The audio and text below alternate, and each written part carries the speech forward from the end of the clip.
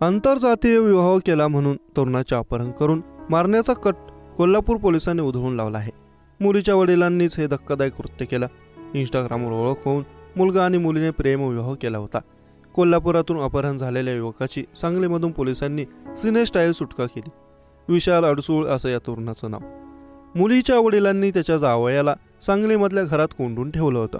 तसंच जावयाला दोरीने बांधून जबर मारहाण करण्यात देखील आल्याचं उघड झालं। पोलिसांनी बंद फ्लॅटचा दरवाजा तोडून तरुणाची सुटका केली। मुलीने प्रेमविवाह केला होता म्हणून बापाने जावयाला अर्धनग्न अवस्थेमध्ये 2 दिवस कोंडून ठेवलं होतं।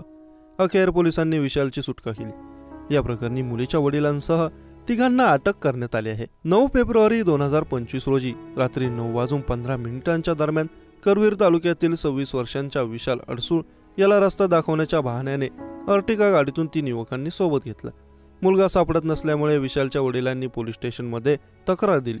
त्यानंतर पोलिसांनी गुन्हा दाखल केला। यानंतर विशालला शोधण्यासाठी स्थानिक गुन्हे शाखेचे 3 पथकं तयार करण्यात आली होती। अर्टिगा गाडी कुठे गेली याचा शोध पोलीस घेत होते, पण त्यांना यात यश आलं नव्हतं। विशाल अडसूळ याचा प्रेमविवाह झाला असून त्याच्या सासऱ्यांनीच विशालला किडनॅप केला आहे अशी गुप्त माहिती पोलिसांना मिळाली। यानंतर पोलिसांच्या पथकाने विशालचे सासरे राहत असलेल्या मिरज सांगलीमधल्या कुपवाडामध्ये सापळा रचला। यात पोलिसांनी सासरे श्रीकृष्ण कोकरे यांना ताब्यात घेतलं।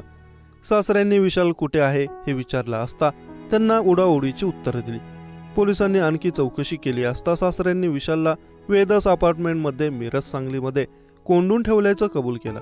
विशालला किडनॅप करण्यात 6 जणांनी मदत केल्याचंही सासऱ्यांनी पोलिसांना सांगितलं। सासऱ्यांच्या सांगण्यावरून पोलीस वेदस अपार्टमेंटमध्ये गेले।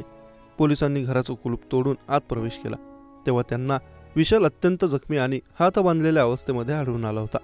यानंतर पोलिसांनी जखमी विशालला रुग्णालयात पाठवलं। विशालवर सध्या उपचार सुरू असून त्याची मानसिक अवस्थाही अत्यंत खराब आहे। श्रीकृष्ण कोकरे यांना ताब्यात घेतल्यानंतर त्यांच्या इतर 2 साथीदारांनाही पोलिसांनी ताब्यात घेतलं, तर उरलेल्या 4 साथीदारांचा शोध सुरू आहे अशी माहिती पोलीस निरीक्षक रवींद्र करमळकर यांनी दिली आहे।